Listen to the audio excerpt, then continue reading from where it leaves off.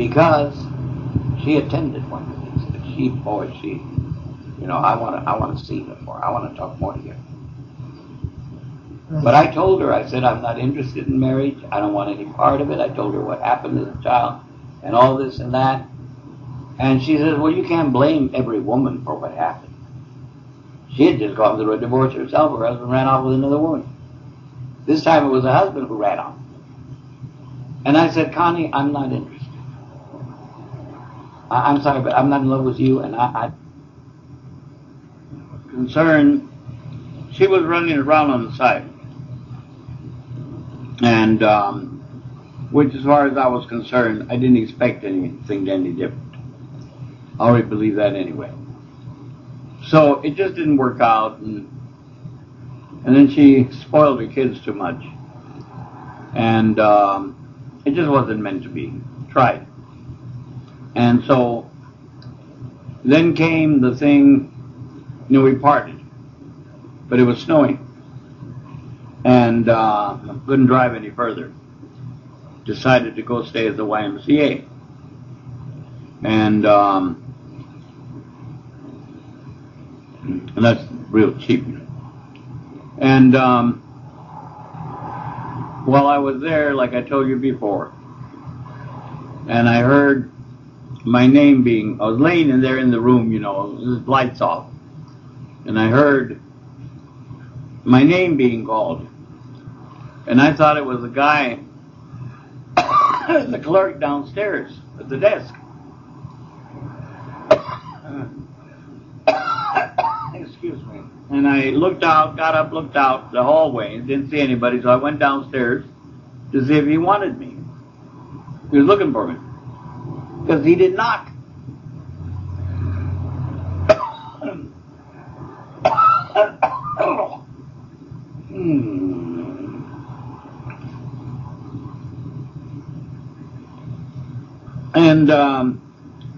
And he said no. And he wasn't looking for me. Then I thought, well, I definitely heard someone call me, and who else would know I was there? How could anybody else know I was there? That didn't, I thought, maybe somebody saw me come in that knows me. And, but they didn't come back or know the house, so I just laid down, because I didn't feel very good anyway. I was real upset and emotionally and everything because of what had happened.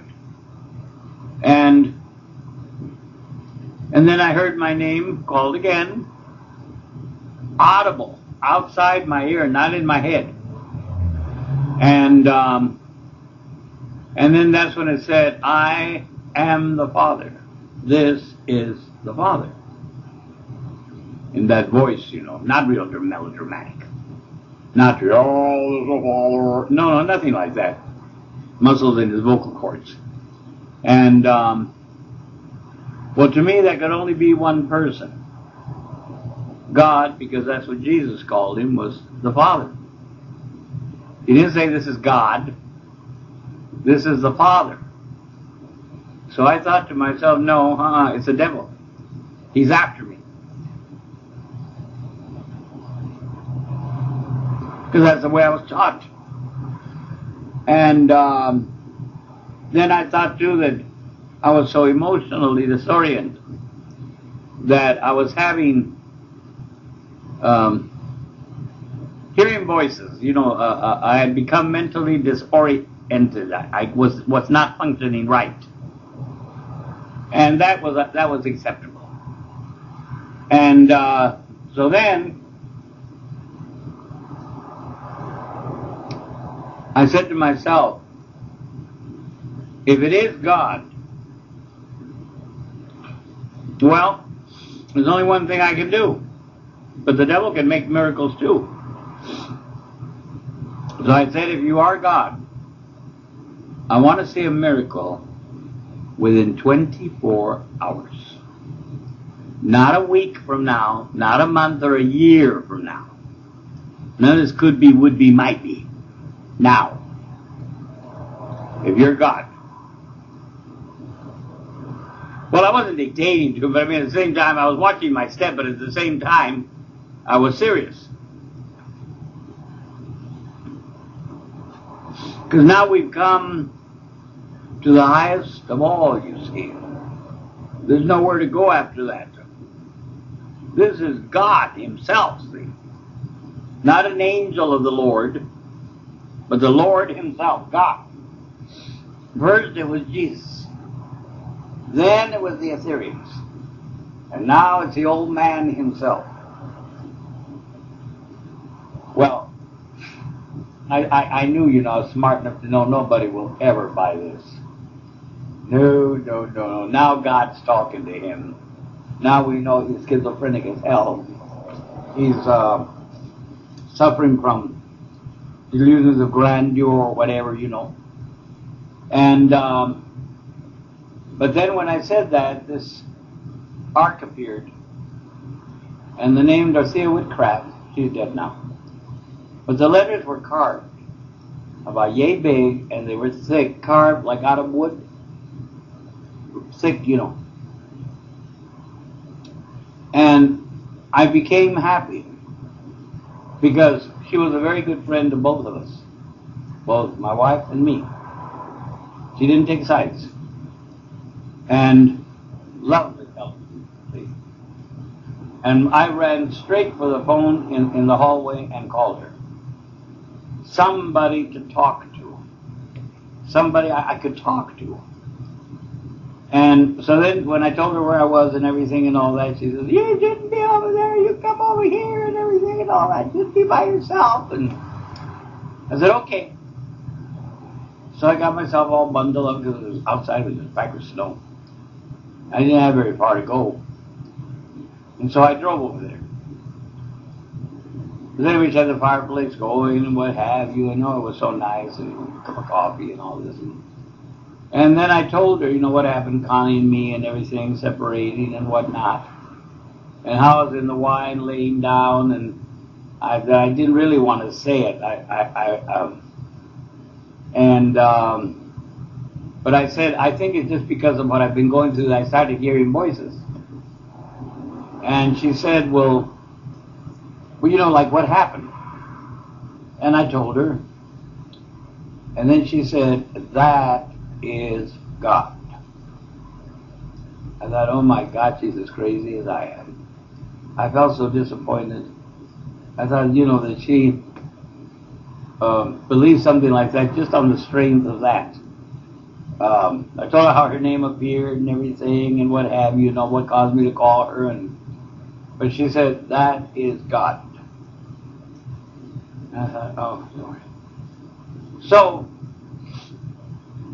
she did her shopping, most of it, at a little grocery store down the street because she got her pork, lamb chops from him that she liked so much, and she didn't need a lot of stuff. And so she told me to go get her checkbook in the desk, pull the desk drawer out. Big black thing, leather, to type yellow checks. And so I did. Pen too, So she said that she made out a check. And I thought she was making out a check for me to go down to the little store and get her something. And so when she handed it to me, I just folded it and put it in my pocket.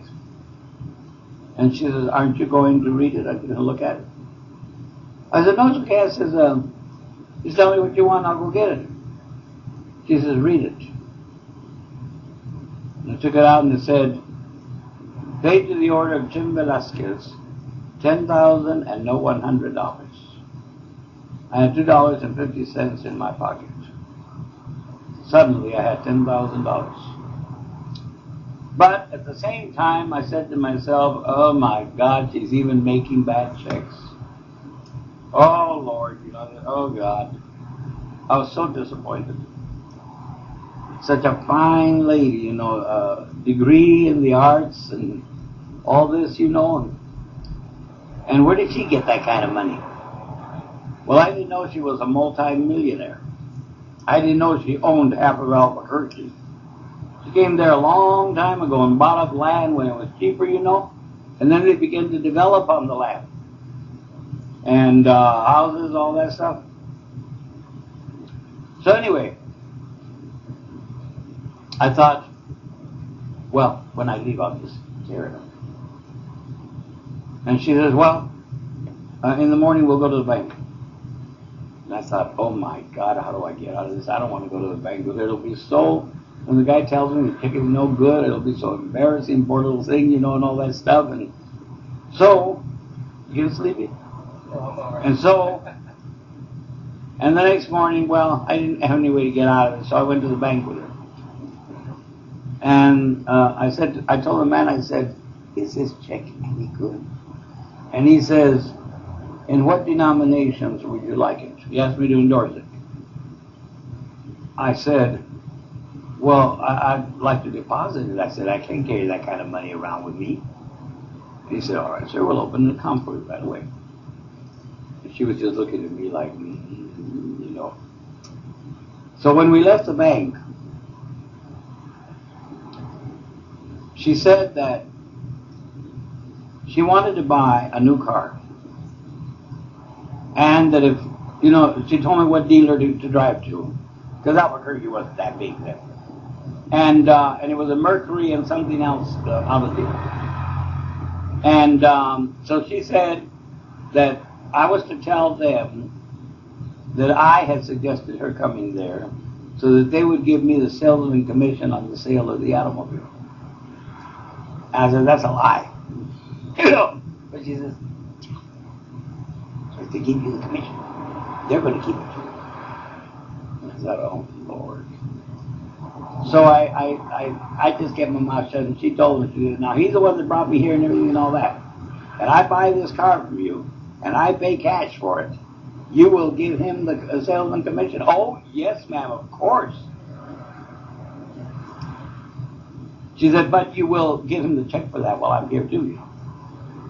Well, she told me to pick out the car. What car did I see that I thought was a nice looking car and all this and that. And there was a Mercury there that I don't remember. I think it was turquoise on the bottom and white on the top. The vinyl part, you know, the top, you know, real nice. And I said, this one here, I said, this is a beautiful car. This is beautiful. And she told him, wrap it up. I'll take it. I'm going to pay you cash for it. I'm going to pay you for it here and now, but you make out the check for his commission here and now too. Oh my God, they did. And then we drove on home. And she says, well, now that you have a new car, you should be able to make it to California. I said, now that I have a new car, what new car? She said, the car I just bought, that's for you. That's your car. I said, yeah, but I don't have anything that shows that and all this stuff. Registry, you know what I mean? Mm-hmm. Oh, she said, we can take care of that. I'll just call the DMV, she says, and that'll be taken care of. But she knew people that did rep politicians, everything, you know, in her position. So anyway, I didn't want to leave until the snow abated some. And, because, you know, between Albuquerque and the rest of civilization, you're out in the boonies in the middle of nowhere. So the next morning, her friend from next door, Anita, came over. She told me Anita was coming over, and she wanted me to meet her. I said, well, all right. Anita spoke Spanish and what have you, but she was one of those aristocrat families of New Mexico. She owned the property next door to Dorothy, a big area. And so she handed me a folded check. And I didn't think anything. And she says, would you look at it? Paid to the order of Jim Velasques, $5,000 and no $100. I said, okay, you two, this has gone far enough. Why are you doing this? And they said, spiritual insurance. Dorothea said, spiritual insurance. I didn't know what the hell she was talking about. I never heard of anything like that. I said, what do you mean spiritual insurance? We're buying spiritual insurance.